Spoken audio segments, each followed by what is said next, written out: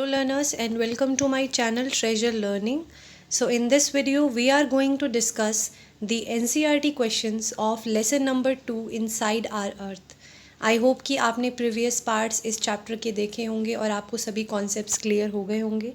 लेकिन अगर अभी भी आपने उन videos को अच्छे से नहीं देखा है तो आप वापस से जाकर डिस्क्रिप्शन बॉक्स से लिंक पर क्लिक कर कर आप उन वीडियोस पे डायरेक्ट जा सकते हैं और अपने कॉन्सेप्ट्स को क्लियर कर सकते हैं, क्योंकि जब आपको वो कॉन्सेप्ट्स क्लियर होंगे तभी आप एनसीईआरटी सॉल्यूशंस को अच्छे से समझ पाएंगे और उन्हें लर्न कर पाएंगे.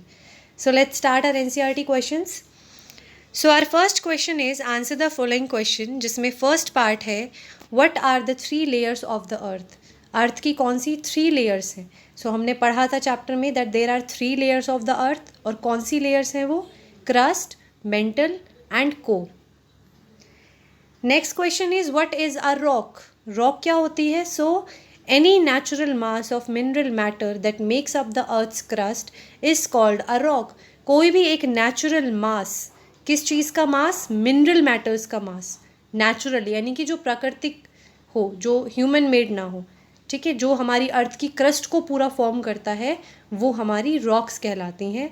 And it can be of different colour, size and texture. और रॉक्स आपको अलग अलग टेक्सचर्स की, कलर्स की और साइजेस में मिलती हैं. So this is the answer of second question. Third question is name 3 types of rocks. So हमने कौन सी 3 टाइप्स ऑफ रॉक्स स्टडी की हैं? The 3 types of rocks are igneous rocks, sedimentary rocks and metamorphic rocks. Very simple question. Learners, our next question is how are extrusive and intrusive rocks formed. कि extrusive और intrusive rocks कैसे बनते हैं. हमने पढ़ा था कि ये दोनों ही igneous rocks के टाइप हैं. ठीक है, तो मैंने कोशिश की आपको पॉइंट्स के थ्रू मैं इस आंसर को बता सकूं. सो let's start with the first point. Both extrusive and intrusive rocks are formed from the molten magma which comes out from the interior of the earth. दोनों ही रॉक्स, चाहे वो एक्सट्रूसिव हो चाहे वो इंट्रूसिव हो, मोल्टन मैग्मा से बनती हैं. वो मोल्टन मैग्मा जो अर्थ के अंदर से बाहर आता है अर्थ की सरफेस पे.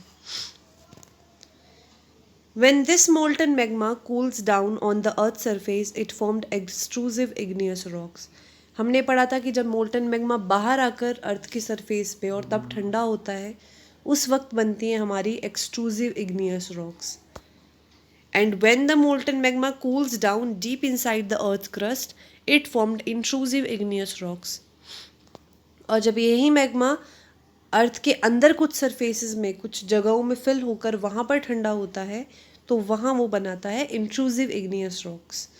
So this is the formation of intrusive and extrusive igneous rocks. I hope कि आपको clear है. Next question is what do you mean by rock cycle? So the process of transformation of the rock from one to another is known as the rock cycle. एक rock का दूसरी rock में transform हो जाना, that is known as rock cycle. यहाँ पे आप देख सकते हैं igneous rocks change into sedimentary rock and both igneous and sedimentary rock can change into metamorphic rock. Now next question is what are the uses of rocks? So the hard rocks are used for making roads, houses and buildings. जो hard rocks होती हैं उनका इस्तेमाल किस में किया जाता है? रोड्स को कंस्ट्रक्ट करने में, बिल्डिंग्स को, हाउसेस को कंस्ट्रक्ट करने में.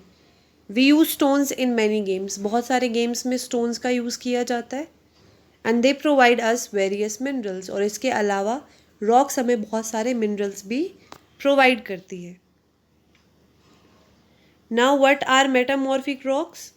The rocks that get formed under great heat and pressure are called metamorphic rocks. जो बहुत कुछ certain conditions के अंदर जो rocks बनाई जाती हैं, बहुत सारे heat और pressure के अंदर जो rocks create की जाती हैं, that are metamorphic rocks. और ये किससे बनती हैं? Igneous rocks and sedimentary rocks can change into metamorphic rocks under great heat and pressure. ठीक है, और इसके example क्या हो सकते हैं? Like clay changes into slate and limestone change into marble. यहाँ पे मार्बल आएगा, यहाँ पे शायद मैंने मेंशन नहीं किया है. Limestone change into marble. So learners, this is the last part of question number 1. सो इस वीडियो में हमने पार्ट 1 जो क्वेश्चन 1 था, आंसर द फॉलोइंग क्वेश्चन, उसको कवर किया. In next part we will cover the remaining questions of NCERT questions. So thank you very much for watching this video.